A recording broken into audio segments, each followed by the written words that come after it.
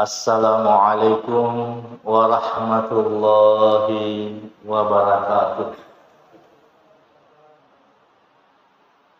Alhamdulillahi rabbil alamin wa bihi nasta'inu ala umuri dunya waddin wa la udwana illa ala zalimin. Ashhadu an la ilaha illallah wahdahu la syarikalah wa ashhadu anna Muhammadan abduhu wa rasuluh la nabiyya ba'dah. Allahumma salli wa sallim ala nabiyyina Muhammadin wa ala alihi wa sahbihi ajma'in. Ya Allah ya Rahman, cintailah siapapun yang hadir saat ini, turunkan petunjuk-Mu kepada kami agar kami sadar bahwa hidup yang singkat ini sebenarnya hanya untuk memberikan pengabdian yang terbaik kepada-Mu. Ampuni dan rahmati kami semua ya Allah.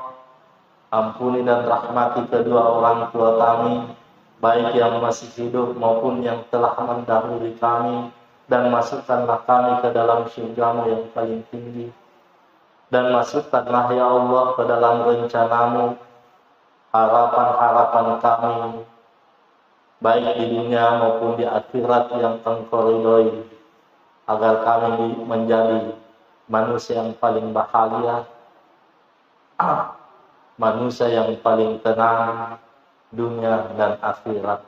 Amin ya rabbal alamin. Kaum muslimin dan muslimah yang dimuliakan Allah Subhanahu wa taala, sejatinya yang mengisi pengajian malam ini adalah Ustadz Hidayatullah. Tapi ada pengajian di Serai baru dibuka.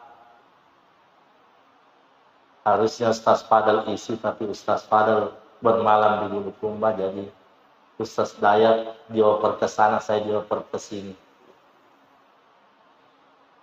Tapi ini semua atas izin dan kehendak Allah Subhanahu wa taala. Ya. Tidak ada yang terlepas dari izinnya dan kehendaknya, kekuasaan Allah Subhanahu wa taala. Pada kesempatan yang mulia dan berbahagia ini, kami ingin mengulang nasihat, ya. Dan ini sudah kami sering sampaikan, 6 nasihat terakhir dari pendiri pesantren Darul Istiqomah. Yang itu nanti kita bisa hubungkan dengan syarat-syarat yang diharuskan untuk bisa bergabung dengan pasukan Hamas. Kayaknya ini sinkron. Ya. Jadi saya harap sebelum saya sampaikan 6 nasihat terakhir ini, ya itu 6 nasihat 2 sesi. Sesi pertama itu 2 bulan sebelum beliau meninggal, dia sampaikan 5 nasihat. Kemudian sesi terakhir 2 hari sebelum meninggal, bernasihat lagi satu nasihatnya, tetapi kami rangkum menjadi 6. Waktu dia memberi nasihat, ya, saya lihat ini penting sekali karena tidak pernah seperti itu. Saya cepat ambil pulpen dan menulis. Dan baru kali itu saya menulis, ya, biasanya cuma ikut mendengarkan saja. Kaum muslimin dan muslimah yang mudah-mudahan dirahmati oleh Allah Subhanahu wa taala, kami harap kepada siapapun yang hadir, seakan-akanlah ketika mendengarkan 6 nasihat ini, kita hadir di sekitar beliau mendengar. Nasihat ini disampaikan dalam keadaan berbaring. Waktu itu Ustadz sudah sholat juga, sholat baring. Lalu dia menyuruh kita semua panggil guru, panggil santri. panggil juga jamaah, tapi waktu itu yang mewakili jamaah itu Haji Sinta dan keluarga-keluarganya. Kumpul semua di situ. Pas saya lihat keadaan seperti itu, saya cepat masuk ke kamar. Waktu itu saya bersebelahan kamar dengan beliau, ambil pulpen. Karena tidak sepertinya orang dikumpulkan seperti itu. Biasa beliau kalau sakit bernasihat, siapa-siapa saja didengar. Ini sebelum bernasihat disuruh dulu, panggil ini. Termasuk Ustaz Nasrullah dipanggil juga semua. Menantu-menantunya yang ada harus hadir. Lalu setelah kumpul semua, beliau membuka dengan salam, Assalamualaikum warahmatullahi wabarakatuh. Lalu bersalawat kepada Nabi, lalu dia berkata, saya sengaja kumpulkan kalian semua, karena saya ingin memberi wasiat. Dan saya rasa penyakit saya ini penyakit yang terakhir. Ya, sakit saya ini sakit yang terakhir. Dan dia berkata dalam nasihat itu, siapapun yang mengamalkan nasihat ini, dia pasti sukses, dia pasti bahagia, dia pasti beruntung dunia dan akhirat. Baru sampai kata-kata seperti itu, semua yang hadir waktu itu menangis. Ibu-ibu tangisannya itu tidak bisa lagi dikontrol. Tapi tetap masih jelas suara nasihat beliau. Saya tidak meninggalkan harta yang banyak, tapi saya akan meninggalkan beberapa pesan yang ketika pesan itu, nasihat itu diamalkan dengan baik, maka dia akan sukses, bahagia, beruntung dunia dan akhirat. Yang pertama, wasiatku adalah senantiasalah melakukan sholat 5 waktu di masjid. Ini yang pertama. Kita hubungkan nanti dengan pejuang Hamas. Yang kedua, bacalah Al-Quran tiap hari. Walaupun 1 ayat.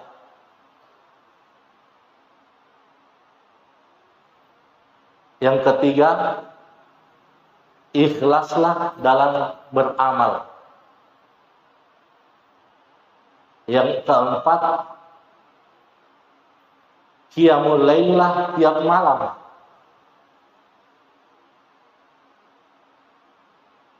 Yang kelima, aktiflah berdakwah. Aktif mendengarkan dakwah, aktif berdakwah. Seperti sekarang ini. Dan yang keenam, ini nasihat terakhirnya 2 hari sebelum meninggal. Saya gabung jadi 6. Waktu itu dia bernasihat tentang istiqomah. Istiqomahlah mentaati Allah Subhanahu wa Ta'ala kapan dan dimanapun engkau berada. Ini 6 nasihat.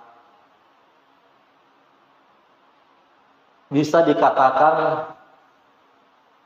ringkasan perjuangan beliau selama beliau hidup. Mulai dari hutan sampai meninggal, ini ringkasan perjuangannya, nasihatnya, intisari yang dia dapati dalam agama Islam ini. Sampai-sampai dia menutup, sebelum menutup, siapa yang mengamalkan ini nasihat, salat 5 waktu di masjid, membaca Al-Quran tiap hari, ikhlas beramal, qiyamul lail tiap malam, aktif berdakwah, istiqomah melaksanakan 5 nasihat ini, kesuksesan sudah ada di tangannya. Kebahagiaan dunia dan akhirat sudah di tangan. Namun untuk melaksanakan ini penuh onak dan duri, penuh rintangan, ada iblis, ada nafsu. Ya. Mari kita renungkan satu persatu sebelum menghubungkan dengan pejuang-pejuang Hamas. Begitu tepatnya beliau mengambil nasihat. Mampus ini sesuai dengan urutannya. Ya, saya tidak acak-acak. Saya sudah hafal luar kepala karena sering saya sampaikan. Ini sesuai urutan. Padahal biasa kalau kita baca-baca dalam kitab-kitab, selalu saja itu masalah ikhlas teratas. Tidak pernah. Tapi ini Ustadz di ikhlas nomor 3. Dan saya rasa ini ketika beliau mengeluarkan nasihat ini, dia dalam keadaan sadar. Dia sengaja ikhlas itu di urutan ketiga. Karena setelah saya renungkan, ketika kita mengamalkan nasihat yang pertama dan nasihat yang kedua, baru muncul keikhlasan. Ketika kita mengamalkan sholat 5 waktu di masjid, membaca Al-Quran tiap hari, itu nanti akan muncul keikhlasan. Akhirnya kita bisa qiyamul lail, bisa berdakwah, aktif dakwah, kemudian istiqomah dalam mentaati Allah Subhanahu wa Ta'ala.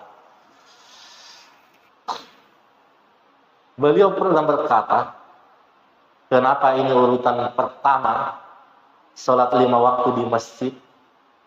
Dia pernah berkata, kalau kalian mau lihat keimanan seseorang, kuat atau lemah, lihat sholat 5 waktunya di mana dia kerjakan. Kalau dia kerjakan sholat 5 waktu di masjid, imannya kuat. Namun kalau dia kerjakan sholat 5 waktunya di rumah, walaupun dia sholat 5 waktu, imannya lemah. Ini yang khusus laki-laki. Ya. Jadi ketika kita sholat di rumah, itu kita harus jujur, lemah iman kita ini. Kenapa? Karena Allah yang memanggil. Bukan manusia yang memanggil, bukan penganci yang memanggil kita. Allah, sejatinya Allah yang memanggil kita. Kalau Allah yang memanggil kita, apakah ada panggilan yang lebih penting daripada itu?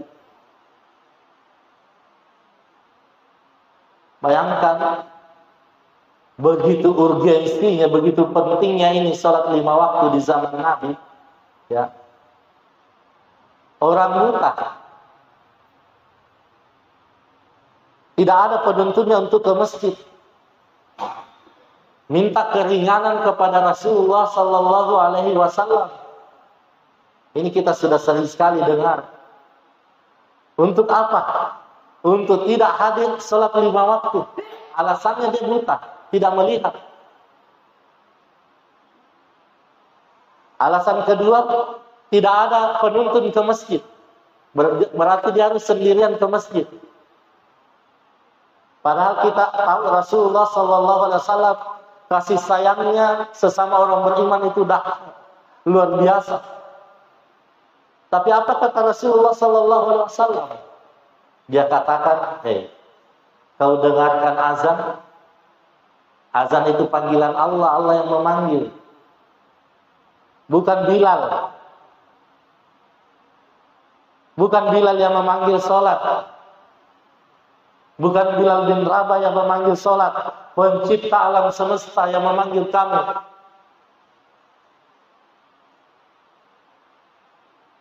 Adakah lebih penting, adakah hal yang lebih penting dari hal ini?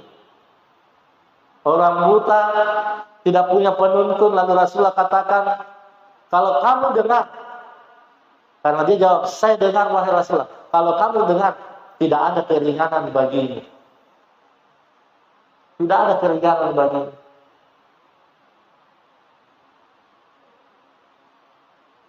Makanya di zaman Rasulullah Sallallahu Alaihi Wasallam ada 2 sholat yang paling berat dilakukan oleh orang munafik. yaitu sholat subuh jamaah dan sholat isya jamaah. Berarti di zaman itu orang munafik juga duhur, asar, maghrib ke masjid.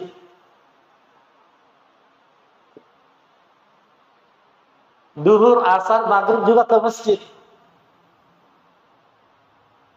Cuma 2 waktu dia tidak bisa. Berat dia lakukan. Apa alasannya? Karena semua yang ia lakukan berdasarkan bukan untuk ridho Allah. Kalau subuh dan isya itu gelap, tidak dilihat sama Rasulullah, tidak dilihat sama sahabat-sahabat lain. Dikira jadi itu hadir. Gelap di situ, tidak ada lampu kayak begini. Subuh gelap, isya gelap, makanya dia tidak muncul.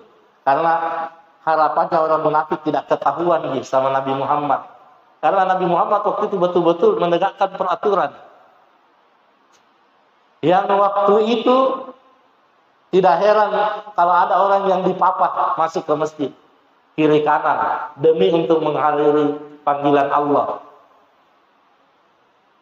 Dan ini syarat. Dan ini juga disyaratkan oleh Hamas.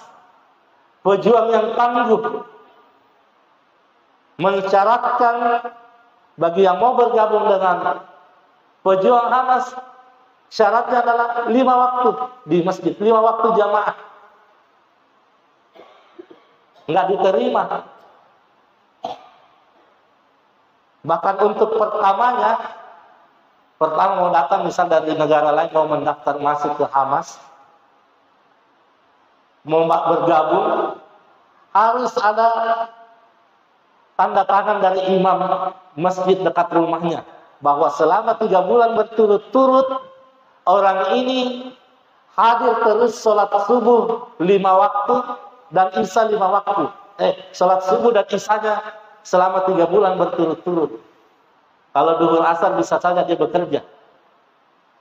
Subuh dan isya nanti kalau ditandatangani sama Allah, betul, baru bisa diterima. Karena sebenarnya kalau kita merenungkan sholat 5 waktu, orang beriman yang baik standar minimalnya ini 5 waktu di masjid. Itu standar minimal. Standar minimal keimanan seorang beriman dikatakan imannya bagus, itu 5 waktunya di masjid. Dan di situ ada kekuatan yang Allah tanamkan di hati kita. Dan ketika kekuatan itu masuk ke jiwa kita, memang kita tidak rasakan. Tapi ada energi yang masuk. Yang tidak kita rasakan, tetapi insya Allah ada. Yang kedua, membaca Al-Quran tiap hari. Walau 1 ayat. Kenapa membaca Al-Quran tiap hari? Kenapa beliau memasukkan kewasiatnya membaca Al-Quran tiap hari? Karena ini adalah juga merupakan tanda keimanan orang-orang beriman. Kita tidak usah berhitung pahala. Al-Quran adalah tata cara hidup. Kalau kita tidak baca, kalau kita tidak ketahui, kita tidak pahami bagaimana kita bisa ber-Al-Quran dengan baik.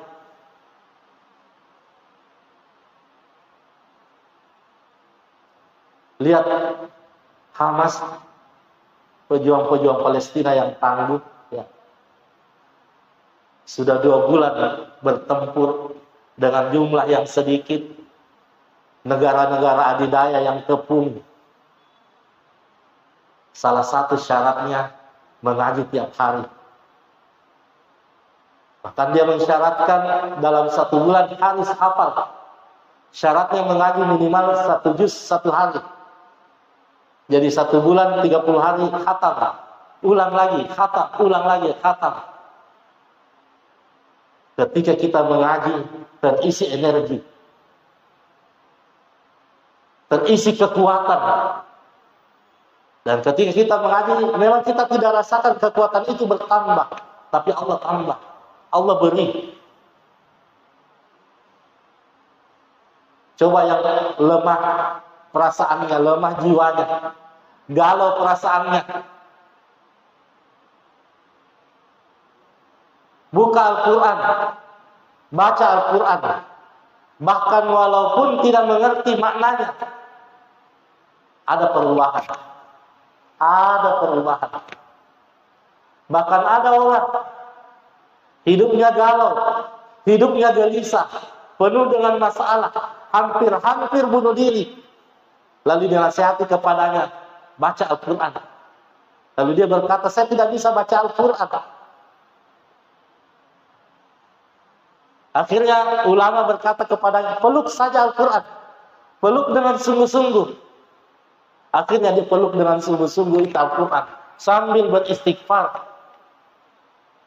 Sedikit demi sedikit kegalauan, kegelisahan hidupnya diangkat oleh Allah Subhanahu wa Ta'ala. Al-Quran itu mukjizat.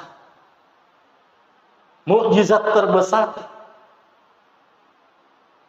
Orang-orang Arab Quraisy, Badui, tidak ada apa-apanya tanpa Al-Quran. Nanti derajatnya diangkat oleh Allah ketika orang Arab Quraisy, orang Madinah, Mekah ber-Al-Quran.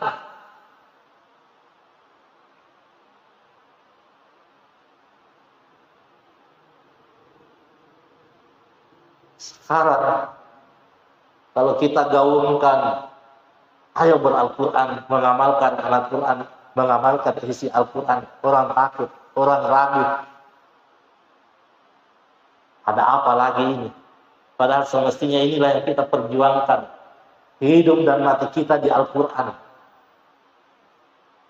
Al-Quran harus kita perjuangkan bagaimana Al-Quran itu bisa berlaku. Kalau tidak bisa untuk masyarakat, minimal untuk diri kita. Minimal untuk rumah tangga kita. Semampu kita.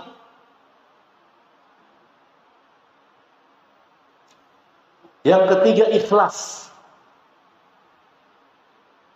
Beramal. Tidak ada artinya amalan yang kita lakukan. Walaupun itu amalan besar. Bahkan walaupun membangun masjid. Tidak ada artinya kalau tidak dibarengi dengan keikhlasan. Semua perbuatan besar maupun perbuatan kecil, kalau tidak dibarengi keikhlasan, itu berarti kita melakukan perbuatan itu dengan riya. Berarti dosa. Lihat bagaimana pejuang-pejuang Hamas. Dia menutup, semua dia tutup mukanya. Salah satunya tujuannya adalah untuk menghilangkan riya.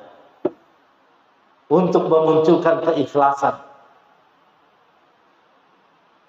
Bahkan terkadang di antara mereka tidak saling kenal mengenal. Sesama pejuang. Mukanya bagaimana nggak tahu. Karena kapan dia tahu identitasnya takut, muncul riya. Dan yang dijaga juga adalah kalau diperlihatkan mukanya, nanti diganggu keluarganya sama musuh Allah. Jadi dua tujuan pejuang-pejuang Hamas kenapa ditutup? Yang pertama, supaya dia ikhlas dalam berjuang. Karena yang bisa mengalahkan Yahudi, yang bisa menaklukkan musuh-musuh Allah, ibadah lana. Sebagaimana yang dijelaskan di dalam Al-Quran di surah Al-Isra, yang betul-betul mempunyai keimanan yang kuat. Hamba Allah yang betul-betul sejati, itu yang bisa mengalahkan musuh-musuh Allah. Keikhlasan. Dan keempat, qiyamul lail. Bangun salat malam. Ketika manusia sedang asik tidur, Rasulullah sallallahu alaihi wasallam bersabda, "Shollu bil lail wan nasu niyam, tadkhulunal jannata bisalam." Bangunlah qiyamul lail ketika manusia sedang asik tidur. dan engkau akan masuk ke dalam surga dengan penuh kedamaian. Kalau kita sholat malam, energi juga bertambah, kekuatan dari Allah Subhanahu wa Ta'ala. Bahkan ada yang mengatakan ketika kita sholat lain, berarti kita sedang mencas diri kita. Allah akan memberikan energi, kekuatan jiwa.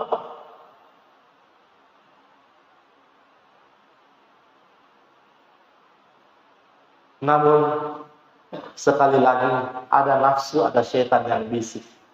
Terkadang kita sudah bangun jam 3, kita sebentar lagi, setengah jam lagi lah, setengah 4 masih bisa. Akhirnya sebentar lagi sebenarnya azan. Banyak-banyak seperti itu. Atau kita sudah kasih bunyi waker, jam, HP, jam 3 bunyi, pas bunyi langsung dipencet di lagi. Mengganggu, tidur lagi. Itu setan dan hawa nafsu di situ bermain. Tetapi kalau kita sudah tekad yang kuat, mau bangun qiyamul lail, berdoa kepada Allah, ya Allah kasih bangun saya malam ini, biar 1 rakaat ya Allah, kasih bangun. Karena sepertiga malam terakhir adalah waktu yang paling mahal. Jangan pernah murahkan dengan tidur nyenyak. Sepertiga malam terakhir Allah turun, menawarkan penawaran yang indah. Siapa yang bangun tengah malam ketika manusia sedang asik tidur, memohon ampun kepadaku, walaupun dosanya sepenuh langit, aku tidak peduli, aku akan hapus segalanya. Dan walaupun dia meminta sesuatu yang mustahil, aku akan wujudkan permintaannya. Tiap malam Allah turun.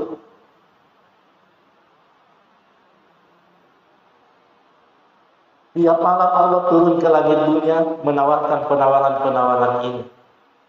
Dan ketika kita bangun, Allah beri kekuatan. Dan lihat pejuang-pejuang yang ada di Palestina, khususnya Hamas, mensyaratkan bagi semua yang bergabung qiyamul lail tiap malam. Karena di situ ada kekuatan. Kalau kita sudah qiyamul lail tiap malam, membaca Al-Quran tiap hari, 5 waktu di masjid, Allah akan tanamkan di jiwa kita, di hati kita, tidak ada lagi rasa takut kecuali kepada Allah Subhanahu wa Ta'ala.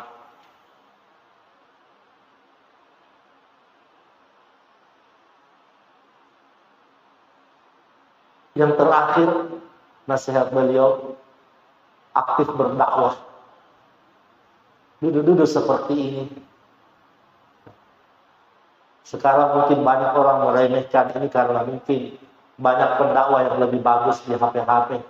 Tapi kalau kita mau jujur, pernahkah kita mendengarkan dakwah sampai habis? Apalagi sekarang di HP cuma potongan-potongan. Dan tidak ada jaminan seperti yang dijaminkan oleh Rasulullah Sallallahu Alaihi Wasallam. Kalau kita hadir seperti ini, Allah turunkan ketenangan di jiwa. Malaikat-malaikat itu sayapnya ada di atas kita. Sehingga setelah kita bubar, kalau kita ikhlas, iman meningkat, ketenangan juga meningkat. Tapi kalau di HP walaupun pendakwanya bagus, tidak mendapatkan jaminan seperti itu.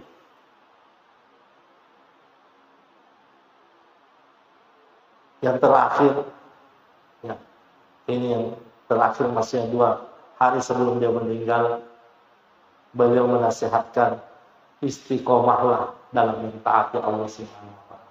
Kapan dan dimanapun berada. Dan dia membaca di surah Fussilat, ayat yang paling sering dia baca dalam hidupnya, dalam sholatnya juga. Karena dia mengatakan, kalau ada ayat yang sering kita baca dalam sholat, maka karakter itu akan menjadi karakter pribadi kita. Beliau pernah berkata, kalau ada ayat yang kita sukai dan sering kita jadikan pengukur dalam sholat, maka itu akan menjadi karakter kita. Dan saya sering-sering ikuti beliau, sholat di belakangnya kita sama-sama. Bahkan walaupun salat Idul Fitri, Idul Adha, terkadang dia baca ini surah Fussilat. Innal ladzina qalu rabbunallahu tsumma istaqamu tatanazzalu 'alaihimul malaikah alla takhafu wa la tahzanu wa abshiru bil jannati allati kuntum tu'adun. Sesungguhnya orang yang berkata, Tuhanku adalah Allah, tsumma istaqamu, lalu beristiqomah, tidak goyah, tetap pendiriannya, walaupun ombak datang menghantam, tetap dia mentaati Allah. Di situasi apapun, dia tetap istiqomah mentaati Allah. Apa yang terjadi? Tatanazzalu 'alaihimul malaikah, akan turun kepadanya beberapa malaikat. Apa yang dikatakan oleh malaikat kepada orang yang istiqomah mentaati Allah Subhanahu wa taala? Allah takhafu wa la tahzanu. Jangan takut, jangan gentar, jangan gelisah. Wa abshiru bil jannah. Bergembiralah karena kamu itu calon penghuni surga. Kira-kira kalau ada bisikan seperti ini ke kalbu manusia, sementara dia menghadapi goncangan hidup, maka goncangan hidup itu akan kalah, akan menyerah, ketenangan akan muncul. Dan inilah yang terjadi di Palestina. Ketika yang menonjol adalah ketaatan, yang menonjol adalah ibadah, yang menonjol adalah baik sangka kepada Allah Subhanahu wa taala. Situasinya mungkin tidak ada lagi di atasnya ujian yang Allah berikan kepada mereka. Kalau siang hari belum tentu hidup di malam hari. Kalau di malam hari belum tentu bisa hidup di siang hari. Bahkan rata-rata kalau dia sudah mau tidur malam, bersyahadat nih semua. Asyhadu an la ilaha illallah wa asyhadu anna Muhammadan. Jaga wudu, berwudu semua. Karena harapannya kalau datang bom, dia bisa meninggal dalam keadaan ada wudu. Bahkan ada yang sedang berpuasa, kena bom, belum meninggal, datang orang bantu kasih air minum, dia tolak. Saya sedang berpuasa, saya berharap saya syahid dalam keadaan puasa. Kenapa bisa begini? Kenapa bisa muncul kata-kata tenang seperti ini? Sehingga banyak manusia di dunia mendapatkan pelajaran yang besar. Seakan-akan Palestina sekarang adalah sekolah tercanggih, sekolah yang paling memberi pengaruh. Tidak sedikit orang yang masuk Islam, tidak sedikit orang yang membaca Al-Quran, bukan dari kalangan orang yang beriman, dari ateis, Nasrani, bahkan Yahudi, buka Al-Quran dengan peristiwa itu. Kenapa bisa setenang itu? Siang malam digempur, ratusan ribu ton bahan peledak dijatuhkan. Namun ucapan-ucapan yang muncul dari mulut mereka, mulai dari anak-anak, remaja, dewasa, yang tua, hasbunallah wa ni'mal wakil. Cukuplah Allah pelindung kami, dan Dia adalah sebaik-baik pelindung. Mereka selalu mengucapkan kata-kata sabar, kata-kata tabah. Yang orang-orang kafir Nasrani yang bule-bule belum berkerudung menangis-nangis melihat keimanan mereka begitu kuat. Dan akhirnya dia ikut juga membaca Al-Quran. Dan akhirnya atas izin Allah, ribuan orang yang masuk Islam dengan peristiwa itu. Heran semua, kenapa bisa tenang? Bagaimana tidak tenang kalau ada bisikan malaikat? Ketika engkau istiqomah di situasi apapun, engkau mentaati Allah, malaikat turun membisikkan kata-kata yang indah. Allah takhafu wa la tahzanu wa abshiru bil jannah allati kuntum tu'adun. Jangan takut, jangan gentar, jangan gelisah, jangan khawatir. Kamu itu calon penghuni surga. Calon penghuni surga. Kalau ada bisikan ini ke jiwa kita, sekali lagi, goncangan apapun yang ada di hadapan kita itu akan layu, itu akan hancur, itu tidak akan berarti. Karena setiap bisikan itu akan sampai kepada jiwa-jiwa yang istiqomah dalam mentaati hidup, mentaati Allah Subhanahu wa taala. Bisikan ini pasti sampai di kita. Kalau kita istiqomah, namun kita tidak boleh mengatakan saya sudah istiqomah kok belum dapat bisikan. Kalau belum dapat bisikan seperti itu berarti belum istiqomah. Orang yang istiqomah bagaimanapun goncangan hidupnya, dia seperti kayak tidak ada masalahnya, no problem hidupnya. Padahal berproblem juga. Makin tinggi tingkat keimanan seseorang, makin tinggi ujiannya. Makanya orang-orang Palestina tinggi imannya, ujiannya juga seperti itu. Namun walaupun kita jauh seperti ini, doa tidak boleh lepas. Doa tidak boleh lepas. Khususnya di sepertiga malam terakhir. Terus kita doakan. Bahkan bisa kunut untuk mendoakan. Tiap malam kunut untuk mendoakan orang-orang yang ada di sana. Karena kita di Al-Markas itu sudah rampung 1 bulan. Kunut. Duhur, asar, maghrib, isya. Terus menerus kunut. Sampai 1 bulan penuh baru berhenti. Karena begitu contoh Rasulullah SAW. Dan yang kedua, yang harus kita lakukan sekarang adalah memperketat boikot. Jangan lagi membeli produk-produk yang sudah diumumkan oleh MUI bahwa produk-produk itu ada bantuannya untuk Israel, ya, atau miliknya Israel. Jangankan miliknya Israel, kalau produk itu memberi bantuan ke Israel, kita juga harus boikot. Nah, inilah bantuan kita kepada orang-orang Palestina. Kita tahan diri, jangan masuk. Biar di tempat-tempat itu enak, dingin. Mari kita, insya Allah, mungkin dengan begini ada hikmahnya, ekonomi lemah yang ada di masyarakat kita itu bisa bangkit. Kalau kita bersatu membeli kembali barang-barang mereka, tidak lagi membeli kepada orang-orang yang membantu musuh. Karena kalau kita membeli, kita tidak sadar, secara tidak langsung membantu juga musuh membantai umat Islam. Kita tidak tahu apakah bantuannya itu dibelikan peluru, dia belikan bahan bom, lain-lain sebagainya. Kaum muslimin dan muslimah yang mudah-mudahan dirahmati oleh Allah Subhanahu wa taala. Saya kira demikian. Sebenarnya ini tadi dadakan dari Ustaz Dayat itu saya ganti. Saya pikir-pikir apa harus saya sampaikan. Saya sinkronkanlah nasihat pendiri pesantren Darul Istiqomah dengan apa yang langkah diambil oleh pejuang-pejuang Hamas untuk merekrut siapa-siapa yang bisa bergabung untuk melawan penjajah Zionis Israel. Saya kira demikian, mudah-mudahan manfaatnya.